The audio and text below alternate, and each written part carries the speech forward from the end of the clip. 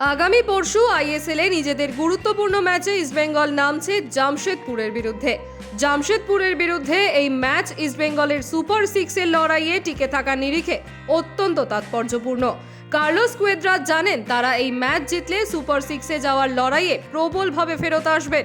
দুই লাল হলুদ প্রাক্তন ফুটবলার চিমা চুকু এবং সিভেরিও এই ম্যাচে বিপক্ষ ডাগআউটে থাকবেন, যারা এই ম্যাচে বাড়তি তাগিদ নিয়ে নামবেন নিজেদের প্রমাণ করার জন্যে। ইস্টবেঙ্গলের 3 বিদেশির 2 নবাগত বিদেশি ভিক্টর এবং ফোর্বস দুটি করে ম্যাচ খেললেও এখনও সেভাবে নজর কাটতে ব্যর্থ। এদিকে গতকাল জামশেদপুরে দলের সাথে যোগ দেন পারদোর বদলি হিসেবে আসা প্যান্টিচ। তিনি আজ প্রথম ইস্টবেঙ্গল দলের সাথে অনুশীলন করেন। আগামীকাল প্রি ম্যাচ সাংবাদিক সম্মেলনেও তিনি উপস্থিত থাকবেন। একথা বলাই বাহুল্য, আগামী পরশু ম্যাচে তিনি প্রথমবারের জন্য লাল হলুদ জার্সি গায়ে চড়াবেন।